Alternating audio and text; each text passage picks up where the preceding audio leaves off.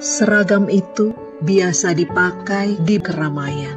Kini hanya ruang-ruang nan sepi cermin seragamku. Seragam itu biasa aku lihat di bening bola mata anak-anak. Kini hanya daun-daun yang berguguran menyapa seragamku. Seragam itu biasa kupakai menghadapi senyum, tawa, cerita di gedung sekolah ini. Kini seragam itu hanya menyapa sendu tanah halaman kelas tak bertapak anak-anak. Seragam ini tetap melekat di tubuhku hingga waktu terus berlari mengejar cerita-cerita.